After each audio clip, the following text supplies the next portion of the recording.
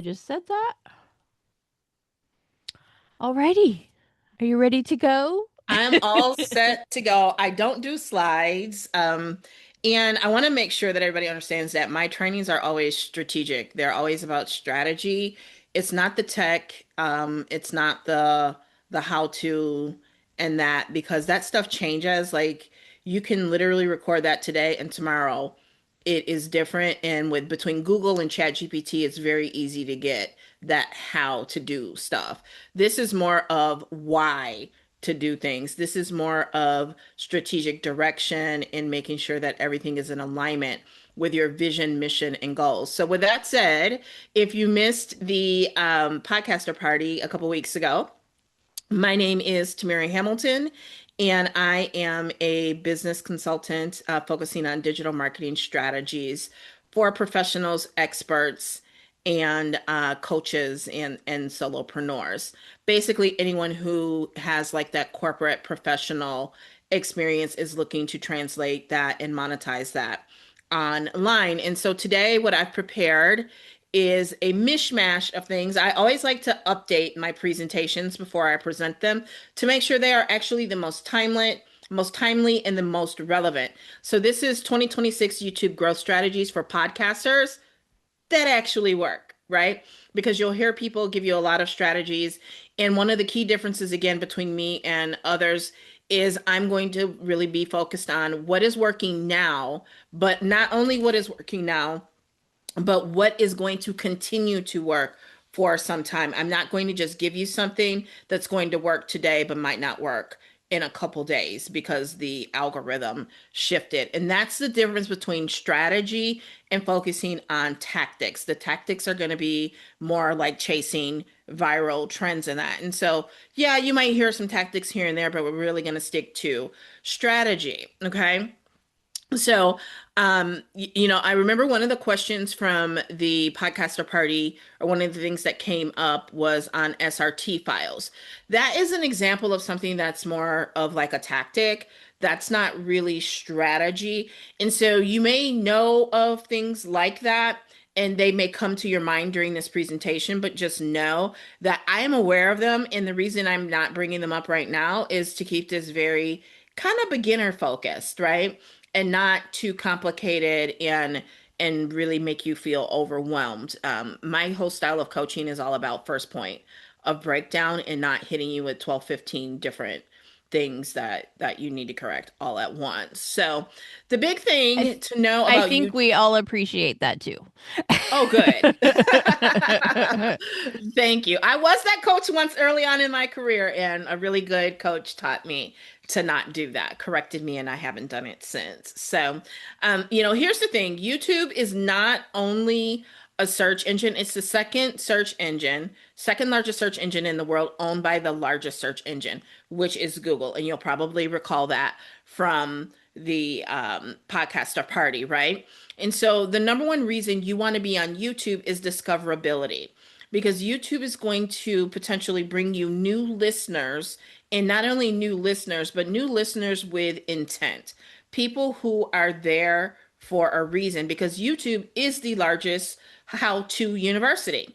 People go to YouTube with a different intent than they have when they go over to Facebook or Instagram, for example.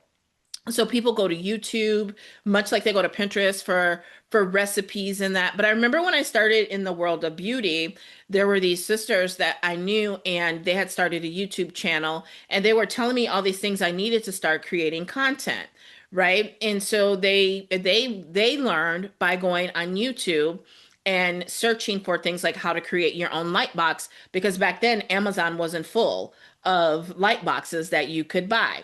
And so that's an example. A more personal example is when I worked in banking and we had corporate apparel. And one of the ways I branded myself was like a department store I worked at in high school and college. The managers would all wear this red carnation, and that's how you would know that they were a manager. So I would buy scarves that were corporate branded and wear them as an ascot. Well, to learn how to fold those properly, I went to YouTube and pulled up videos to learn various ways to fold those scarves. Yesterday, someone recommended some spray so that the lace on the wig lays down. So I was looking up videos on how to use this spray and get better at make so that my wigs look better when I wear them. None of you ladies have that problem. That's fine, but maybe a little TMI, just sharing, okay? That's what YouTube is. It's where people go to find information, very specific questions, and they treat it like a search engine.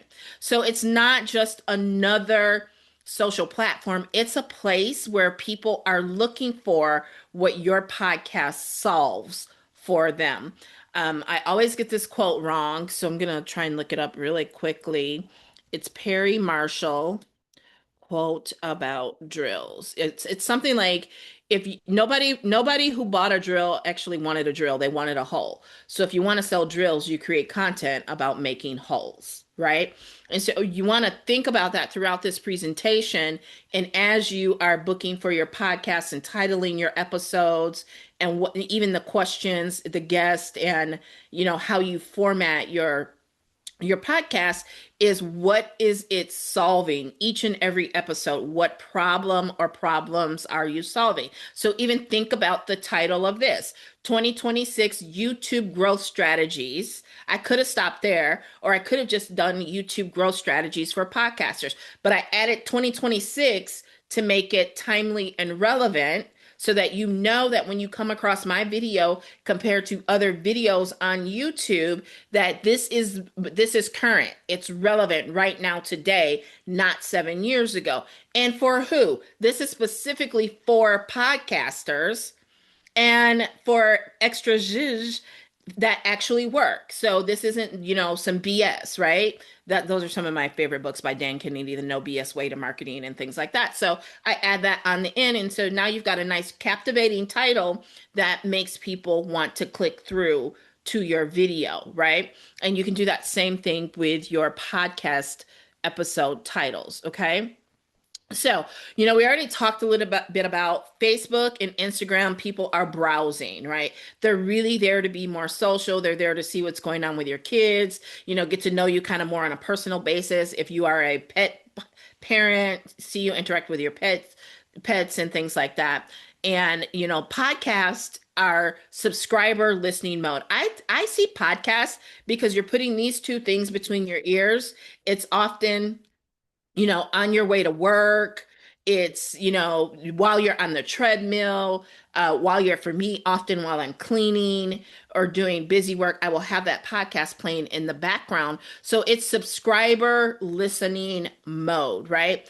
And YouTube is intent and search mode. But we know that YouTube is giving podcasts a prominent display, and it's a great way to get that discoverability because of all the things that we've talked about. So here's the thing I want you to understand. You're not just posting episodes. You're building a library where people can find you when they are looking for answers to some of everything that I've just said. Okay, I'll say it again. You're not just posting episodes. You are building a library people can find when they are looking for answers. Okay? So here's the number one issue for podcasters, right? The biggest challenge is wanting to show up, right? Women don't want to commit to video, right? Like I went and I put on a little concealer and like these eyelashes almost didn't even happen because I usually don't wear lashes that have this much hair. And it's like, oh my God, that's a lot, right? And I haven't worn them in so long. It was like a whole fiasco. And I say that because those are the things that often keep us from wanting to be on video, and we prefer to be on podcast because it doesn't matter what we look like. However, video is having that video footage of the podcast being recorded is key to helping drive subscribers and growth in 2026. So I want you to write that down. It's not just audio anymore. The video can help push more subscribers to you because video is the next best thing to being right across from someone at the table. And one of the things that prohibits us from wanting to do that is, like me, I might get up and have a brilliant idea and I just sit down at my laptop and pound it out while looking a complete mess. Like I just would not even want anybody to see me looking like, what do you call that? a troglodyte, like a cave dwelling person, I especially call living. it I call it when I look like a slob kebab. That's what Yeah, yeah. I say I about might not myself. have socks on. I might have one on, one off. I might, yeah, I don't even And want to I think describe how that bad I is sometimes look. I think that's a great perspective because I don't know how many women have said like, "Oh, I have to be ready," and "Oh, I have to do this." Yeah. And it's like, yeah, I know we don't like looking at the reflection back because it's not perfect, but we can't let that be the hurdle when video is number one in all of podcasting now. It's going to be the next best conversion to you being across from somebody or on the phone with somebody. It's going to be the next top converting is video. So you can really grow your subscriber base with YouTube is what I'm presenting to you, okay? And so the great thing, like Julie and I are discussing back and forth here, is right now the market is so tired of overproduced. They are tired of overly done up, and they are tired of what? AI. They want to see real human beings, right? Now, because I want my videos to last longer, I do put in some minimal effort, but I don't go all out with the glam like I used to with having to have the perfect makeup and perfect hair and that. And here's the thing. Often what the content that goes viral and resonates the most with your audience right now is going to be just in those moments where something came to you and you just do what I call riff on it face to face in the camera, like an Instagram story or Snapchat or TikTok stories or Facebook stories, which, by the way, you can turn into reels. We're going to talk a lot about repurposing, resharing, and redistributing. So, yes, you want to still record those podcast episodes being produced. You also want to record some behind the scenes so that you can incorporate that into a YouTube strategy that is both long form and short form content. Okay, so that means YouTube Shorts, right? And so we'll talk about that in a second. The most important thing is by not understanding what YouTube really is, you could be missing out on the ability to be discovered, right? So we talked about what not showing up looks like: audio only, no video presence, but video exists, and then there's no optimization. So that means people can't find you. Okay. So you want your videos to be optimized. And I'm going to give you some tips here today. And I also, if you have not downloaded yet, I have a YouTube checklist that outlines every step I took that helped me get my first 1,000 subscribers on YouTube. Okay. And that's YouTube subscribers. I do not have a podcast. I just got to be clear on that and disclose that. Okay.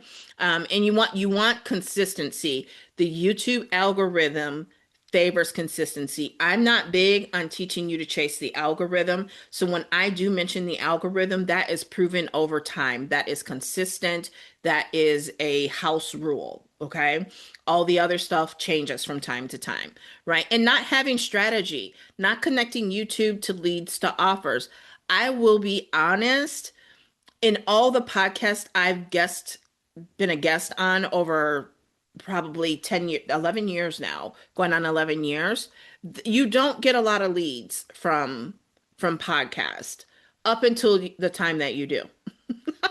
And you never know when that time is going to be, right? It's once you get, a lot of downloads, like when and you get on that one page on iTunes.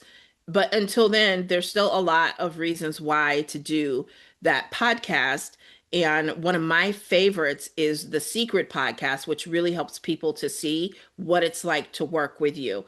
And that does convert. That converts to leads very well. I know because I've converted to leads and become clients of several high ticket coaches myself because of their secret podcasts.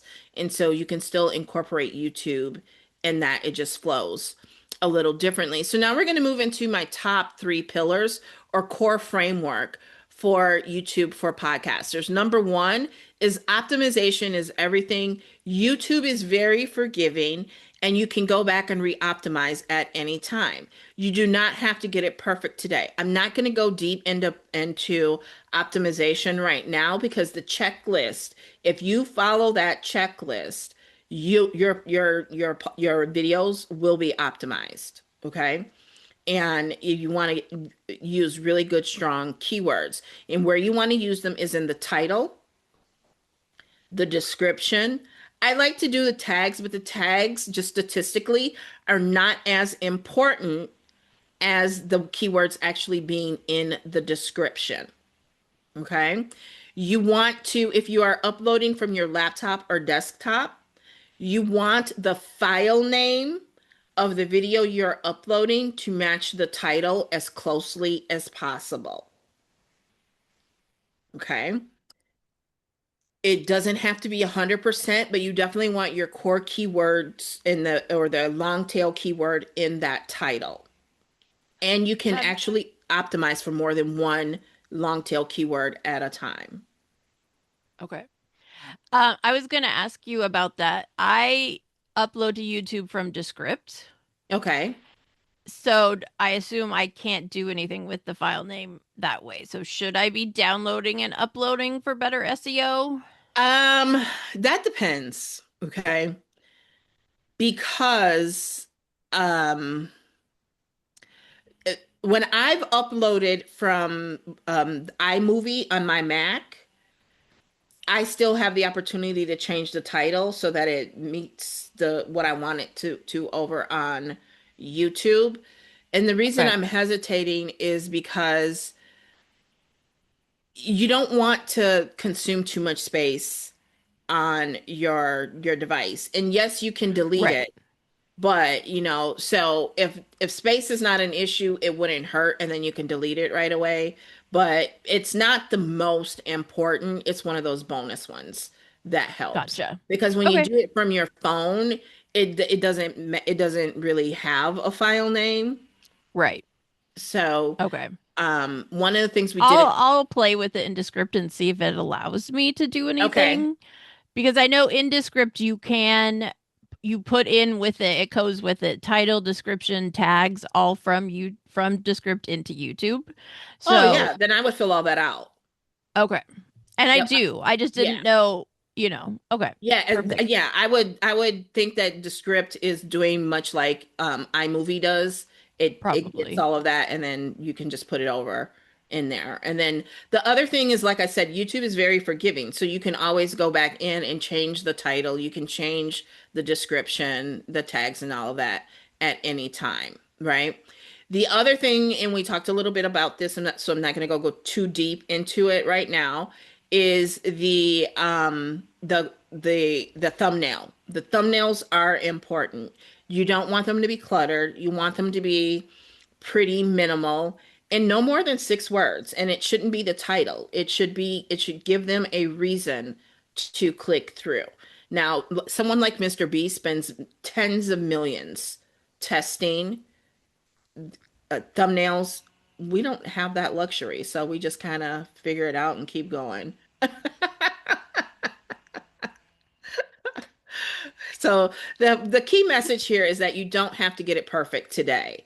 You Right. just keep playing with it and you keep figuring it out and keep going. Okay.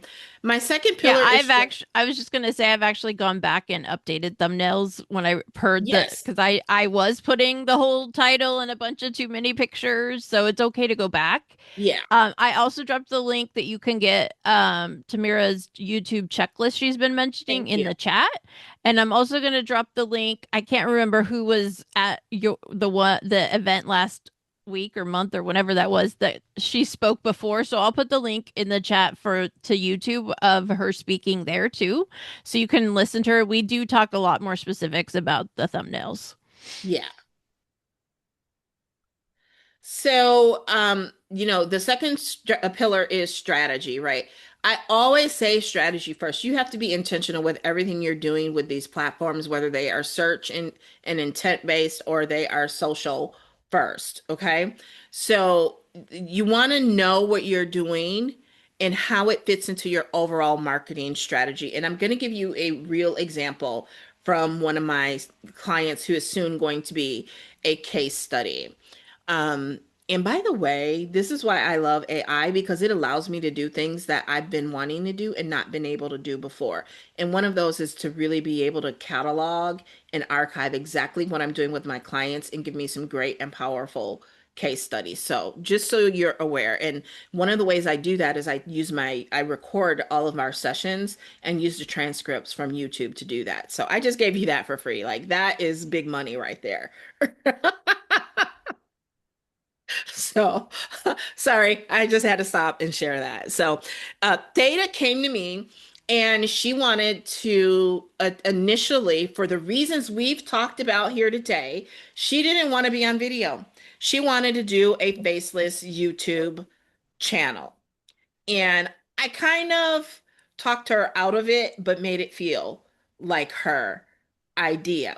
So she is the face of her YouTube channel, and we have doubled her subscribers multiple times with the strategy that we have in place. So she started with just a pure monetization strategy. And the number one reason I didn't want her to focus on that strategy was because her business itself wasn't to the point that she could just be focused on a pure monetization strategy on YouTube. Are you following me? Does that make sense to everyone when I say that, what I mean? I mean, she wasn't collecting enough leads, making money in her sleep on autopilot, having people that where there was a wait list of people who wanted to do business with her. It's not that her business was doing bad at all. Not at all. She was doing very well in business, but there wasn't this massive overflow to say, okay, well, now let's focus on a monetization stream from YouTube. She could still had the opportunity to create home base, which is self monetization, which is it doesn't matter if the platform pays me or not. I can still make money leveraging this platform, which is always base zero for my clients because of what I just said. What the platform gives, the platform can take away at any time. And then that can really cause this to happen in your income or even your doors go cerrado, which means closed in Spanish. So, to give you more flexibility and control over your business, everything needs to tie back to your business strategy, not just what the platform wants, not where the platform and the trends and the market is driving you, but what is best for you and your business. Okay. So, everything needs to fit in your overall marketing strategy. That's how it connects, how it can generate leads for you. How are you going to move those leads through the buyer's journey? How are you going to turn complete strangers into buyers, right? And not only buyers, how are you going to ascend them from that to, and in your case, subscribers, how are you going to take them from subscribers to buying? And that's whether it's your product or someone else's product. Okay.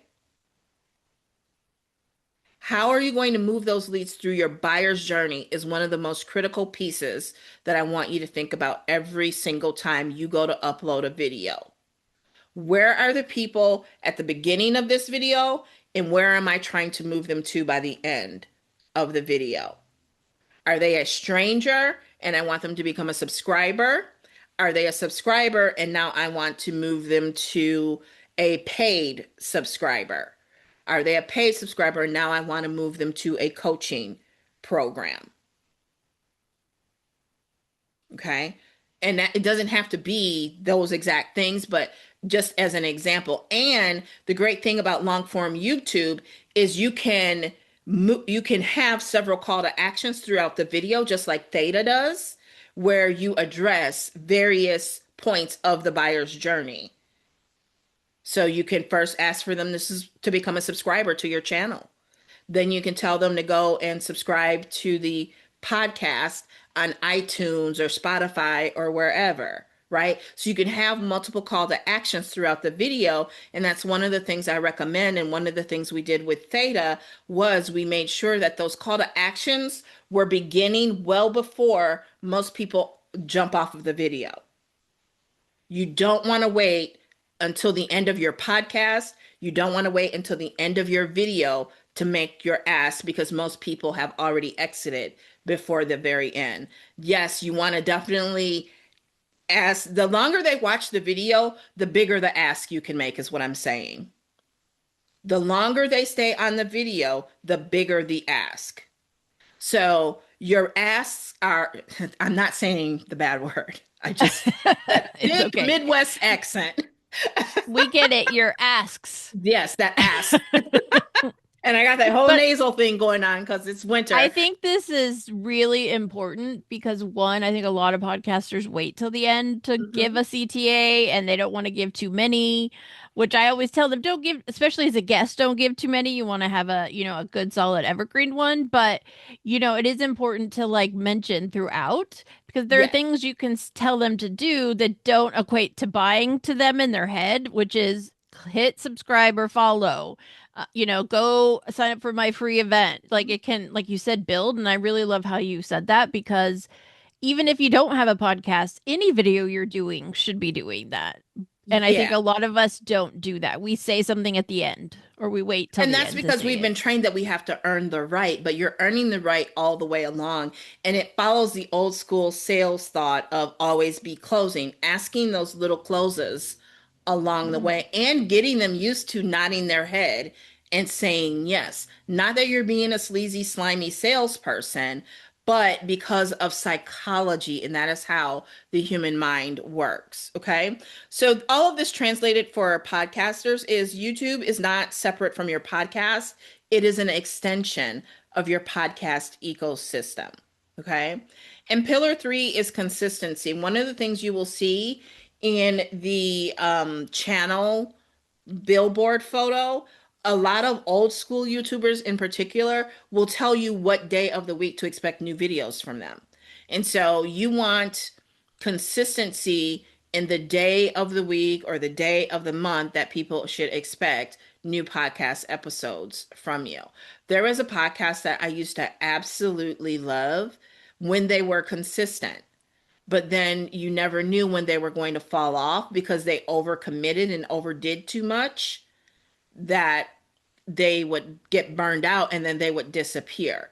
And I think that killed what could have been a very big opportunity for them because they were not consistent in getting that podcast produced and out. So it's better to even do a little bit less or just do it all and record it and bank it and then stagger it for it to come out so that you have that consistency, but then make sure that you're batch creating consistently enough that there's not big gaps and lags in between.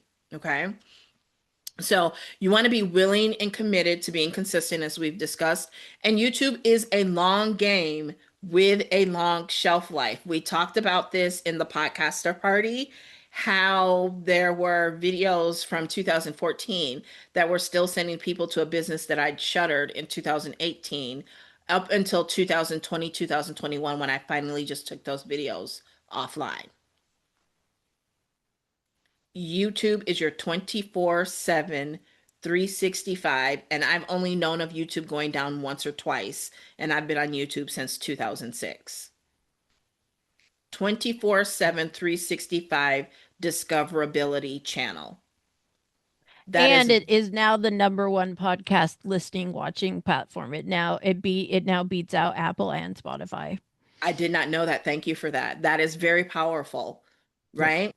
And we all know one of the reasons I still want to push you toward video is the whole Netflix thing and podcasting and Spotify and video podcasts being on Spotify and Netflix. So, you can Yep. really get some great exposure in that. And that actually recently I found out the Riverside now offers podcast hosting.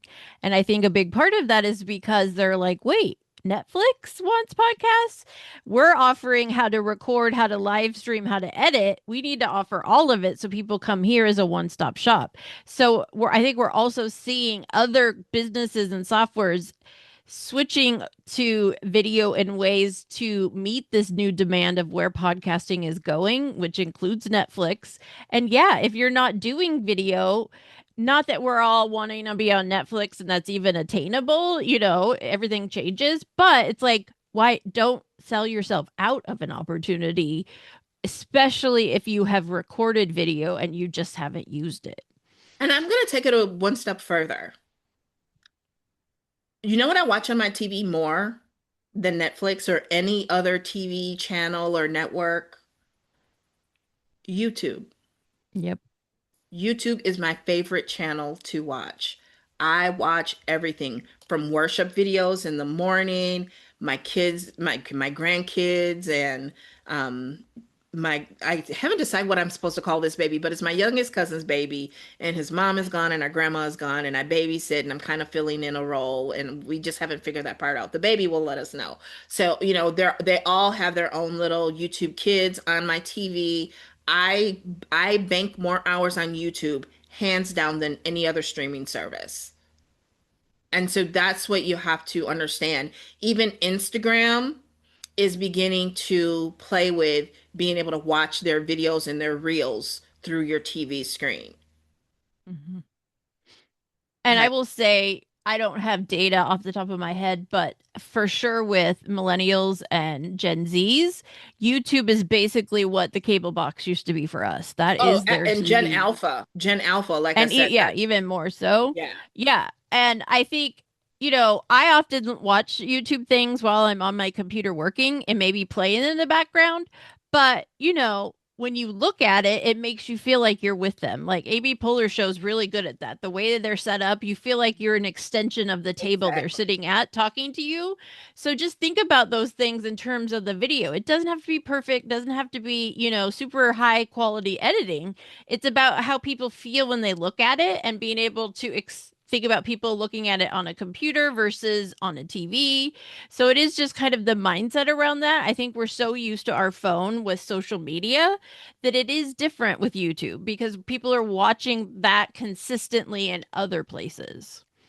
And in a world of AI, where AI is everywhere, and you can create a podcast completely with AI with your voice, video makes people know that you are real and Right. that it's real people talking and having a conversation, not AI Yep. generated.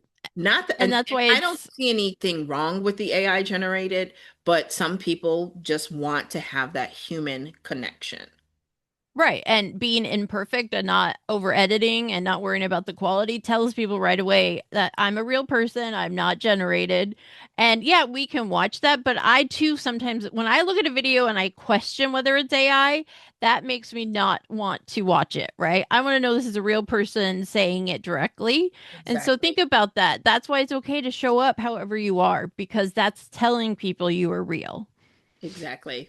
Oh, this is good, Julie. I didn't even expect to plan on going there, but we did, girl. Okay. So there are a lot of YouTube analytics. The number one that I want you to focus on and make it simple is watch time. Watch time is the real currency. It's paying attention. YouTube is paying attention to how long people stay on your video.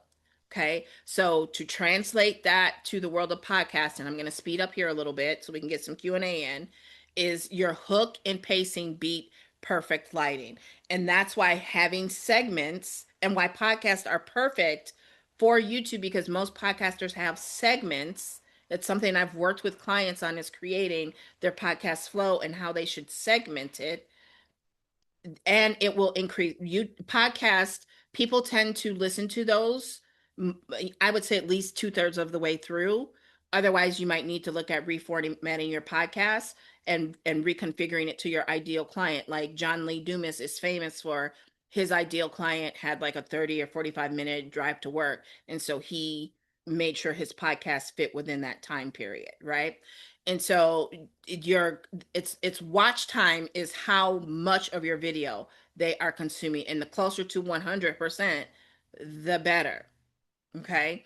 And so typically with a client, I instruct them to start with shorter videos. However, with a podcast, because of the way a podcast is formatted and segmented, you should be able to get some pretty good watch time right away, because people know that it is a show, and that's part of the consistency, is making sure that your podcasts stay within a certain time period. And if it goes over, make it 2 episodes, and now you have a series, and you've got an open loop, and people tend to come back for that loop to get closed, doing that serial and episodic content. Okay. So that's another free bonus I just gave you. Okay. Shorts is going to be your fastest growth lever. YouTube Shorts is what is going to get you in front of the most amount of new eyeballs. Okay. It's the front door, and the episodes is the living room. And that's why having that really good, solid repurposing, resharing, and redistribution strategy is key. And recording the you and the video of you recording that podcast episode is what you can quickly and easily make shorts of, using something like Opus Clips. And I think that is in the checklist, but just in case, Julie can drop it in the chat. My link, my affiliate link for that is tamirahamilton.com/opus. OPUS. Okay. It will do it for you very, very quickly. I like to actually record things on TikTok for that reason, because it will give you some of the clips, but it also allows you to clip and get the captions and that on there also. Okay. So YouTube Shorts, it's one of the ways. I think we almost tripled Theta's subscribers in a week by going really heavy and going to phase two of her YouTube channel development and build out by putting up a bunch of shorts, because she does this daily video of the day that's like a positive and inspirational moment in the morning, and she's been uploading those, so many a week, and it's just growing her channel like crazy, to the point that now she's got people showing up and buying courses and workshops from her that she's never talked to, and she doesn't know who they are.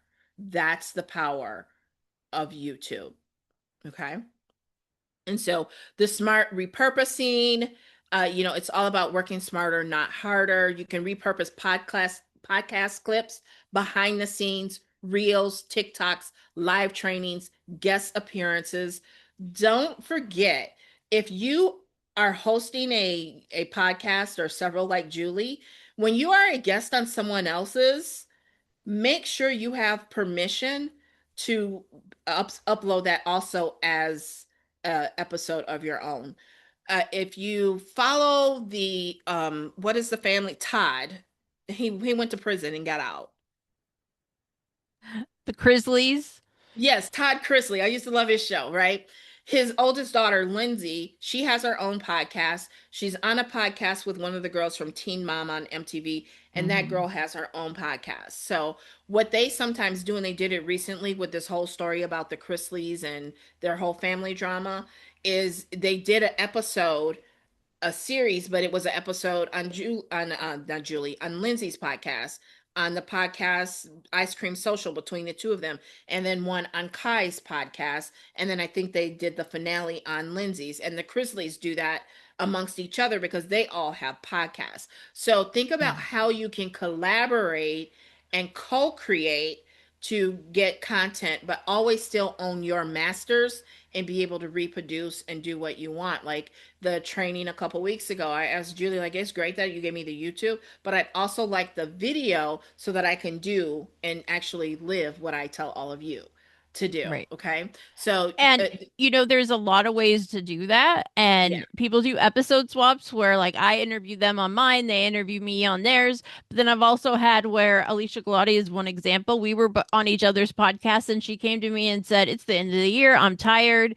Can you give me my episode on yours to use on my podcast?" And I'm like, why wouldn't I? That means I'm going to be on it again. Yeah, she can edit me out Exactly. and stuff, but there's no downside for it to be used in other places, with people you trust. But also the same thing with YouTube. I have a playlist on my channel that are all my guest episodes directly linking to all of their YouTube channels because that boosts theirs and my channel for, activity that way. And it's also a great way to go, I was on a podcast, let me go find it. Like you have a playlist right there, so it's easy to organize too. Exactly. Exactly. And it just builds up your credibility. Being a podcast guest, being a podcast host, it really gives you, it's almost like being an author. It gives you an extra layer of credibility. And so you want to upload them natively, remove any logos or watermarks, and optimize for your YouTube keywords. Okay. Out of the big three, optimization matters the most. It's going to be in the title, the description, and the playlist, like we've talked about. And then my unique angle is you need to be saying your keywords when you are speaking in the video. if your title if you title it cats and dogs but talk giraffes, it's just not going to be a good match. I'm actually Well, and quoting I myself here. I I'm think like, that's what an did I say? important thing because I think a lot of us, myself included, have it recorded, have it edited, and then we think about, well, what's the title for this? What's the description? What are the keywords? When, especially with your solo episodes, with that content that is directly for leads and buying, those should be planned the opposite. You should be like, what are the keywords? What is my title before we record? And so I just want to reframe that for people to realize that is important. It's not something I'm good at. And so I really want to stick that because I think we can't do that as much with guest interviews. I mean, you can sometimes, but your solo episodes are really what are the biggest lead magnets. And so those are the places you want to optimize before you even record it. Yeah. And I would definitely agree with that. And I still do a check afterwards. I run the transcript through Chat GPT or through AI Mm. and have it tell me, assess and analyze this transcript and tell me what this is about. What are the keywords that I should be optimizing for? Just to see how in alignment I am. And if it's not where I want it to be alignment wise, with a podcast, you don't really want to go messing around and changing the title and description that much elsewhere other than YouTube. But you can also now develop a repurposing, resharing, and redistribution strategy to use short form videos to drive them to the longer form video. So it's not the end of the world. And would you say that there's a magic number? Like for every one full length video, how many shorts should we be putting up to connect to it? There's no magic number as much, Okay.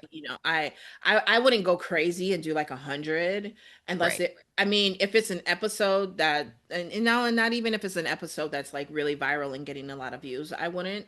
But I would say a good 3 to 5 if you Okay. can per video and try and make them where the angles are moving if it's between you and a guest and different things like that. But those talking head videos of just you just kind of talking do very well, just like especially like from your car. You can even Mm. go and just record in your car and talk about the episode and or introduce the episode and ask people to go watch it. There's so many different things that you can do. It's all about being creative. Okay. I So love that perspective because I think a lot of us clip up the episode itself to promote it, but we don't have to. It can be us talking about the episode. It doesn't have to be from the episode itself. So I like that yeah, especially distinction. if you can make it drama, right? Like, who was it? Someone was just interviewing an older comedian, and they wouldn't say who, but they said they kicked them off like after Yeah, 10 yeah, minutes. yep, And everybody wants to know who that is. So what does yep. everybody And it do? wasn't even their podcast he said it on. It was him Yeah, guesting on someone else's and it went exactly. viral. And now everybody is going to their podcast to see who has been on it. Who is he talking to? Yeah, Right. it doesn't have to be your content. It can be said somewhere else. Yeah, yeah. So those little Easter eggs, as they call them. So we already talked about tags don't count as much as people think. And the big thing is title for keywords, description for conversions, and spoken words for alignment. We already talked about thumbnails. And the hidden advantage is the playlist. Playlists are another opportunity to rank. And so you can rank your episodes by topic, by audience, by format. And my favorite is by episodic, if it's serial content. Mm. Serial, not Cereal. Say that Where again. Serial, not Ah, gotcha. Cereal, right? Yes. So it's series. That serial content is it because it creates that open loop, the Zeitger effect, where people keep coming back because they want to close the loop. So that the Hmm. playlists keep people in your ecosystem longer and will increase your watch time. And that's why if your podcast format is 15 minutes, but somehow you get somebody in front of you like me and you end up at 45 minutes, break it up into 3 episodes. And now you've got that serial content and people tend to come back and subscribe from that. Okay. But I So also like that because like on my pet podcast, I've had an hour and a half recording before, and I've had some success and some not by chopping it up. But I like what you said because I can also go into YouTube and create a playlist for that. So if someone finds one, they're going to see the others, and that would yeah. cause them to really do it, even if they're not back to back in terms of publication date. So it can help. It sounds like it can help. Playlists can help with a lot of different organizations for you. And at this ecosystem, I don't want to get too deep into it. It's something I typically say for my clients. You can you can upload the long form video, and then you can still break that long form video up into three videos and upload those three videos. Mm. And then you can still take the short one third of the video and even make it into shorter videos. Like there's so you can really do some things, really make So some moves. basically it's like figuring out what that structure is and then Yes. utilizing the content you have or that you Yes. are creating to the best Exactly. to the fullest. I mean, I think Hmm. a lot of us are sitting on a lot of content we have not used fully. Exactly. Exactly. Because I I'm do telling want to you right. mention this really quick. I forgot. Kat asked a question early on about renaming your YouTube channel. Yeah, you can do that. It's very easy to do. Okay. It's very easy to do. In fact, based on time, I'm gonna just cut it here and open it Okay. to questions because I can always come Yeah. back some other time. You've given us lots, so that's good. I Yes. do want to. You talked about the three pillars. I think I missed what you called number two. I have optimization Strategy. and strategy. Thank you. Yep, strategy first. Okay. Okay. Anybody have questions? Anything they want to ask? Everybody's thinking. Yeah. Go ahead, Miranda. I'm just wondering about short videos. What is short? Shorts are YouTube's answer to TikTok videos, which historically were at one point down only 15 seconds, but they've made their way up to 10 minutes. Most people think of shorts as a minute or less. I think on YouTube it's up to like 90 seconds you can create a short. So the best short strategy is going to drive people to your longer form videos. And that's why I like it for podcasting and repurposing, resharing those, So clips from pulling to videos. create 90 Mhm. seconds bits Yeah, that get posted. like those, I think YouTube now is anything under 3 minutes you upload directly goes to shorts. Anything over three yes, minutes gets added to videos. So it's yes, that is actually correct. something YouTube does. If you upload it based on how long it is, they put it in one place or another. So yeah, under 3 minutes, which is nice because that's also what Instagram has been. So I often use the same clips in both places, even if I tweak them. But yeah, you can. But they're always changing. But I believe last time what I saw, I put up something that was 2 minutes 45 seconds, and it went to shorts. And the thing to remember with shorts is shorts are always going to be vertical. They're not going to be horizontal. Your Right. longer Oh. form video, you can still do either long form or, I mean, horizontal or um, vertical. And So now for certain short, you want it horizontal, not vertical? you want it vertical, up and down, not, Yeah. Vertical. yeah. Okay. Yeah. So just think about how you see a reel on Instagram. Right. Anything under 3 minutes automatically goes to your shorts, and shorts are viewed that way. They're cut that way. Mhm. Even if you don't cut it, they'll cut it that way. Yeah. But a lot of editing tools allow you to just convert them easily. So what I do in Descript is I pull out clips from the full video episode into a new composition and then I set it as a reel and it automatically fixes it that way for me and then I send that to YouTube. So you can do it within your editing software or you can just, download and upload depending on where Okay. you're recording. Thank You're welcome, Miranda. Any other questions, guys?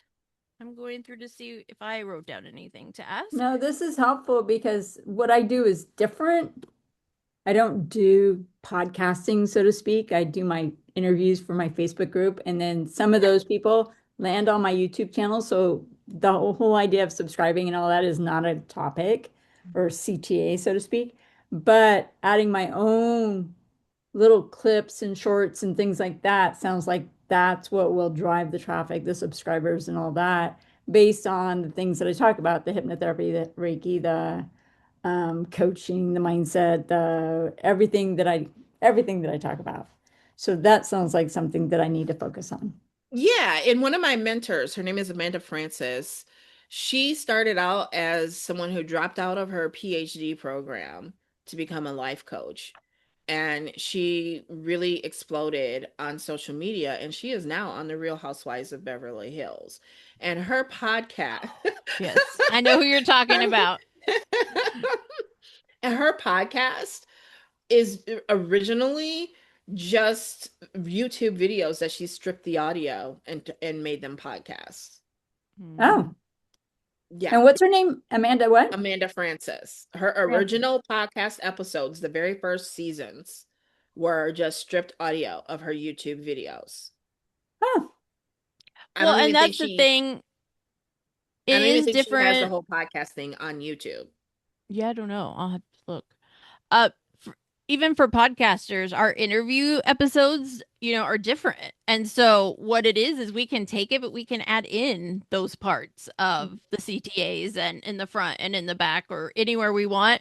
We do it with the audio versions and Buzzsprout. It's called dynamic content, and I can drop in an ad or have a call to action in the front, beginning, or end. And so we can do the same thing with videos, even if it's not a podcast, even if it's something you've already recorded, you can add in a, 36-second or 60-second of you saying something at the beginning or in the middle of it or wherever you want to. So if we own the content, we can play with it. Yeah, and your CTAs should always be in your description. If that's on the checklist, your CTAs should always be in the description.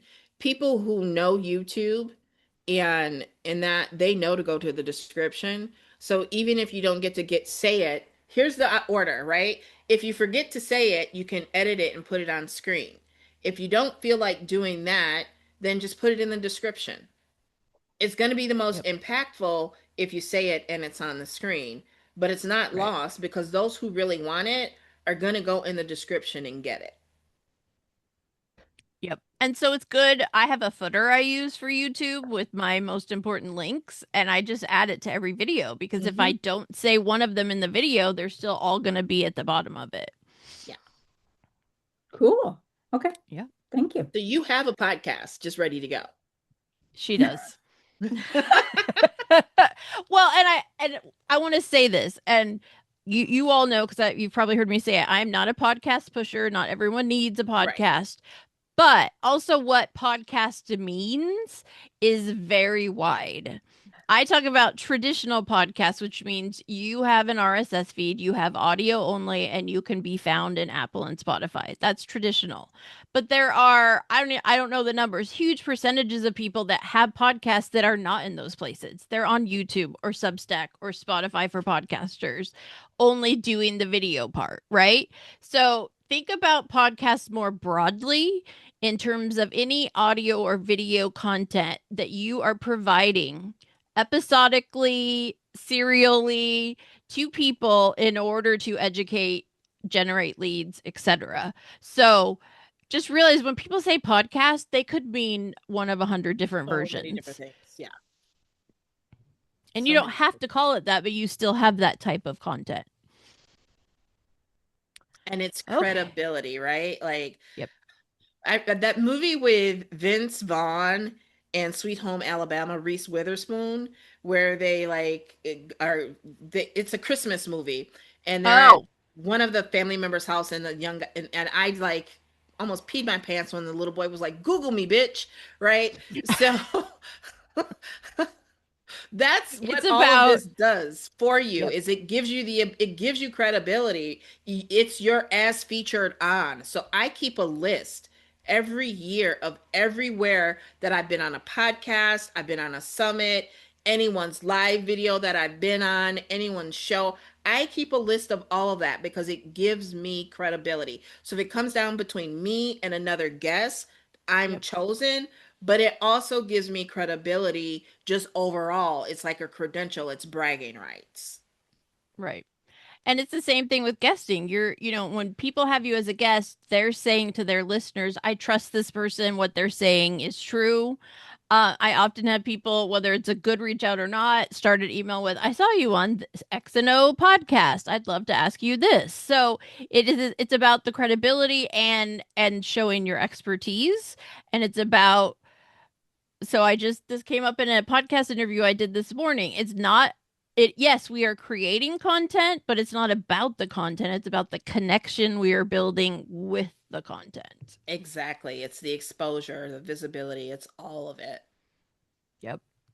That's why I We have love 2 my minutes job. left. Anybody else have questions you can ask, but I just want to say thank you so much for being here and sharing your knowledge. I know you gave us a lot Thank you for on top having me. of what you already shared. And so, I put in the chat, I will send it in the follow-up email. Go to the link to get her checklist. That way you'll be added to her list as well. And the Opus link is also there. And I also will include the recording from the networking event. So thank you, thank you, thank you so much for being here. Thank you all for showing up live and asking your questions. Thank you for having me. And if anyone would love to or need of a strategy session, just reach out to me and we can get that booked.